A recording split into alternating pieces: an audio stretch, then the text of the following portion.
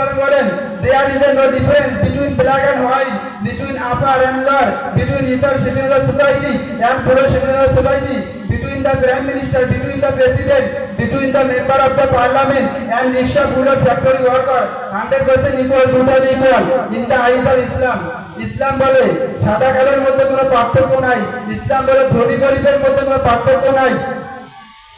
ইসলাম prime minister প্রধানমন্ত্রীর সাথে কোনো পার্থক্য নাই।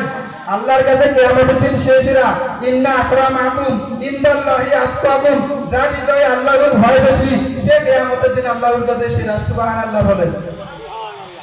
এই জন্য আল্লাহ রাব্বুল আলামিন বলছেন the most certain thing in our life is that, but the most uncertain thing is the time of death, that it will be suddenly.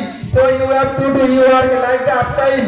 You have no time. After this time you have no time, and you have to spend your time like the key.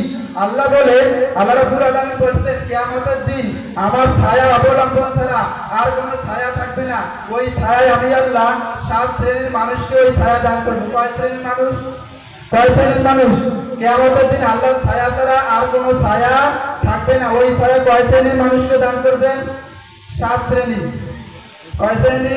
7 শ্রেণী। রাজুলুন কলবুহুম ওয়া আল্লাতুন feel মাসাজিদ সাবাতু ইযিল্লুহুমুল্লাহু ইয়াওমাল লা যিল্লা ইল্লা যিল্লুন ইমামুন আদিলুন শাবুন নাশাফি ইবাদাতিল্লাহি আদা ওয়া নাযিরুন কলবুহুম ওয়া আল্লাতুন feel মাসাজিদ।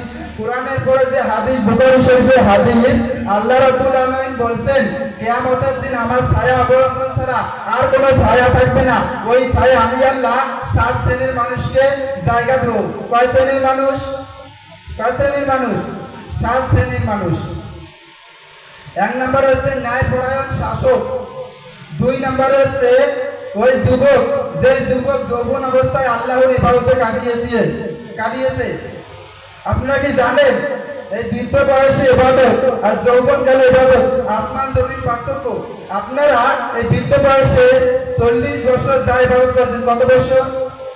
40 বছর যা ইবাদত করেছেন, ইয়াং অবস্থায়, এই যুবক অবস্থায় একটা সেজদার সমতুল্য। সুবহানাল্লাহ বলেন। হাদিস শরীফের মধ্যে আছে তাহলে যুবক অবস্থায় কত আল্লাহর কাছে সেজদার দান, কিন্তু আমরা বুঝি না, আমরা এগুলো নিয়ে ভাবি না। 3 নম্বরে বলছেন যারা আল্লাহকে ভয় করে, যারা আল্লাহকে ভয় করে। আমরা কিন্তু আল্লাহকে ভয় করি না, আমরা মানুষকে ভয় করি, ঠিক কি না? আমরা মানুষকে ভয় করি কারণ তার ক্ষমতা আছে, তার টাকা আছে। আমরা টাকার অহংকার, এই টাকার কারণে মানুষকে ভয় করি, ঠিক কি না? আমরা আল্লাহকে ভয় করি না। আমরা 100% যে আল্লাহকে ভয় করি না। আমাদের ভয়টা আছে আল্লাহর কাছে 50%। কত পার্সেন্ট? 50%। আর নিচে বিবেকের কাছে হচ্ছে 20%। কোন ব্যক্তি বা বস্তুর কাছে হচ্ছে 30।